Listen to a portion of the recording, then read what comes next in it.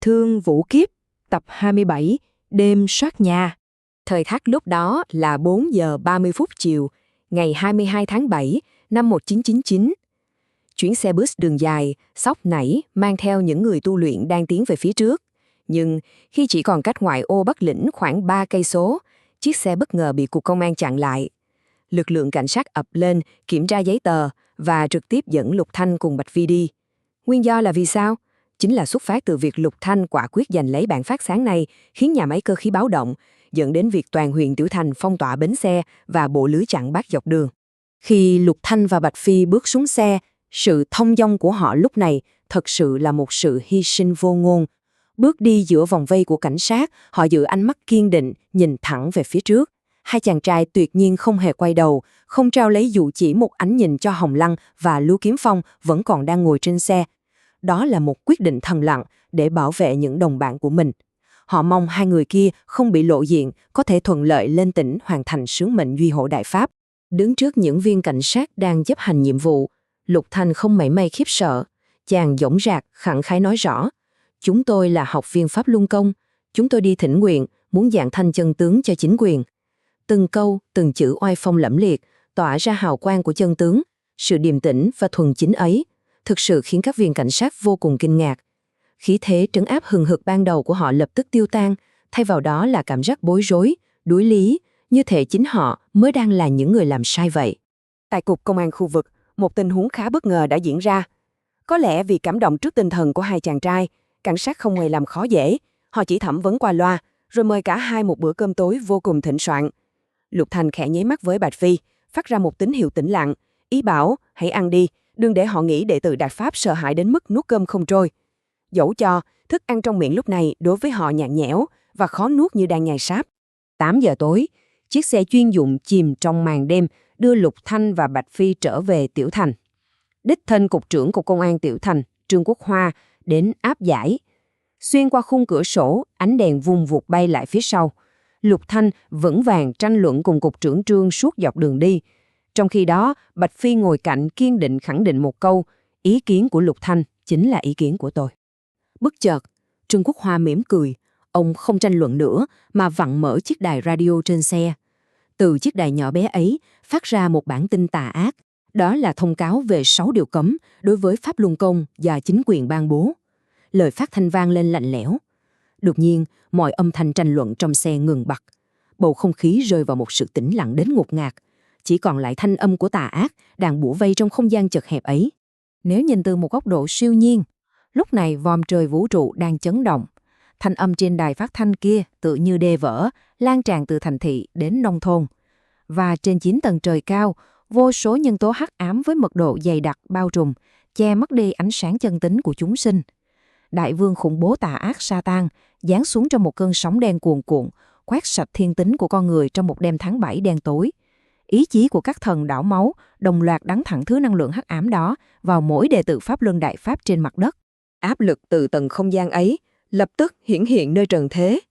Ngồi ở băng ghế sau trong bóng tối của chiếc xe, Lục Thanh đột nhiên cảm thấy một tảng đá nghìn cân đè nặng lên ngực. Hắc ám phong ấn lấy hào quang chân tính. Thứ bóng tối dày đặc ấy mang theo sức nặng của sự hủy diệt, khiến chàng thanh niên bỗng dốc cảm thấy ngột ngạt tột độ. Ngay cả việc hít thở thôi cũng trở nên vô cùng khó khăn. 11 giờ đêm, họ bị đưa đến phòng công an số 1 trên tầng 4. Đây là nơi chuyên trách xử lý các vấn đề về Pháp Luân Công. Tại đây, Lục Thanh nhận ra Chu Nghi Thanh và Vương Kiến Dân cũng đã bị bắt tới. Dưới ánh đèn mờ ảo, trong khi mọi người khẽ gật đầu ra hiệu cho nhau, thì ánh mắt của Vương Kiến Dân lại lộ rõ sự do dự, hoảng loạn và bất an.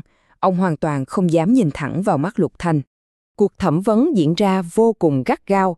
Cảnh sát liên tục tra hỏi Lục Thanh về các đồng môn, về điểm luyện công và đặc biệt là lai lịch của bản phép khiếu nại. Nhưng đối diện với sự bạo ngược, Lục Thanh giữ một sự kiên định tuyệt đối. Chàng nhất mực ngậm miệng. Chàng thà tự mình chịu đựng sự tra vấn, chứ tuyệt đối không khai báo bất cứ thông tin nào.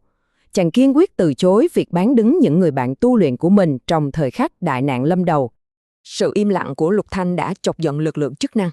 Phó cục trưởng cục công an bước vào, hung hăng đập bàn và hét lớn vào mặt chàng, đe dọa rằng chàng đang muốn chống lại cả một bộ máy nhà nước. Đúng lúc này, áp lực tà ác từ bên ngoài tràn vào, ép chặt lấy Lục Thanh, Nó kích phát một thứ vật chất vô cùng nhục nhã mang tên sợ, trạo dâng, cuộn cuộn chuẩn bị chiếm đoạt linh hồn chàng. Đứng trước cuồng phong bạo vũ và sự xâm chiếm của bóng tối, Lục Thanh nghiến chặt răng, chàng nhắm nghiền hai mắt lại, quyết định không nghe, không nói, không nhìn. Trong tâm khảm, chàng tự nhủ với bản thân, phải học theo Chúa Giêsu chịu nạn trên cây thập tự giá ngày trước, dẫu hôm nay có phải chết đi, cũng quyết không hé răng nửa lời. Và rồi, ngay trong cái tích tắc tuyệt đối, pháp luân rực rỡ mang họa tiết thái cực và chữ vạn trên người Lục Thanh đột nhiên sáng bừng lên, hào quang bùng nổ, từng làn ánh sáng rực rỡ tỏa ra, chiếu rọi mọi ngóc ngách của căn phòng thẩm vấn tăm tối. Ánh sáng thiêng liêng ấy vô cùng uy mãnh, quét sạch đi hết thảy những sinh mệnh phụ thể của tà ác và bóng tối đang bủa vây bức hại. Phép màu của sự tĩnh lặng và từ bi đã làm thay đổi tất cả. Tắm mình trong ánh sáng hào quang ấy, phó cục trưởng và hai viên cảnh sát bỗng sững sờ. Toàn thân họ đột nhiên cảm thấy nhẹ bẫng. Một sự chấn động sâu thẳm diễn ra trong tâm linh, đánh thức sự thiện lương vốn có. Đáy lòng họ trào dâng niềm xót xa trước chàng thanh niên thiện lương đang tu luyện đại pháp, tự nhủ. Chào ôi, hà tất phải khổ vậy. Sát khí trong phòng cứ thế tiêu tan hoàn toàn. Đến nửa đêm, Cục Công an chỉ ra quyết định cảnh cáo trị an. Họ dùng xe đưa các học viên về, tiến hành lục soát nhà và tịch thu kinh sách cùng băng nhạc luyện công. Khi công việc xong xuôi, khu ký túc xá ở thôn Tam Cô chìm trong bóng tối mù mịt vì đèn đường đã hỏng. Lục Thanh không một lời oán trách, điềm tĩnh cầm chiếc đèn pin, ân cần soi những bậc thang tối đen để tiễn các viên cảnh sát trẻ xuống lầu, bởi chàng biết họ cũng chỉ đang bất đắc dĩ chấp hành nhiệm vụ được giao. Xuống đến sân, một sự đồng cảm bất ngờ hiện ra. Một viên cảnh sát trẻ quay lại, nhìn Lục Thanh với ánh mắt vừa kính trọng, lại vừa khó hiểu. Cậu nhận ra Lục Thanh qua tấm bằng khen khi soát nhà, bèn buột miệng hỏi, anh cũng là top 10 thanh niên tiểu thành năm nay phải không? Khi Lục Thanh gật đầu, viên cảnh sát thốt lên, cậu cũng là một trong số 10 thanh niên đó. Rồi cậu chân thành hỏi, tại sao một người xuất sắc như vậy lại tự rước lấy phiền phức khi kiên trì luyện pháp luân công? Đứng lặng lẽ bên tòa nhà sập xệ, Lục Thanh chỉ mỉm cười. Một nụ cười thấu hiểu, đầy khoan dung. Chàng biết rằng tâm trí của người thế gian lúc này rất khó để chạm tới cảnh giới tinh thần của một người tu luyện. Không giải thích thêm lời nào, chàng nhẹ nhàng vẫy tay, nói một tiếng tạm biệt bình thản, rồi quay bước đi lên lầu, để mặc tiếng động cơ xe cảnh sát khuất dần vào màn đêm. Trở về, Lục Thanh bước lên sân thượng lầu 2. Chàng ngước nhìn bầu trời cao vợi, nơi dải ngân hà vẫn lộng lẫy và vô tình vắt ngang không gian. Những vì sao lấp lánh trên kia vẫn vô tri như muôn thuở.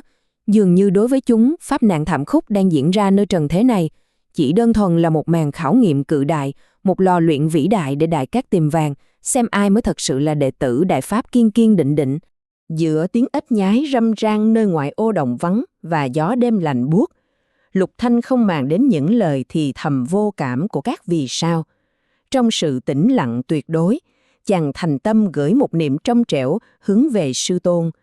Chàng không cầu mong cho sự an nguy của bản thân, mà chỉ tha thiết khẩn cầu xin người gia trì bảo hộ cho hai người bạn đồng hành Hồng Lăng và Lưu Kiếm Phong, mong họ bình an đến tỉnh thành để hoàn thành sứ mệnh. Tại không gian vô hình nơi tầng sâu của vũ trụ, lời khẩn cầu thuần khiết và vô tư ấy của chàng lập tức kết tụ lại. Nó thăng hoa và huyễn hóa thành một đóa liên hoa, rồi tiếp tục nở rộ, biến thành một đóa đại bạch liên hoa, trắng muốt, rực rỡ và thánh khiết vô ngần. Đóa hoa hiện lên giữa màn đêm tăm tối, mạnh mẽ phá vỡ bầu không khí áp bức của Satan bủa vây.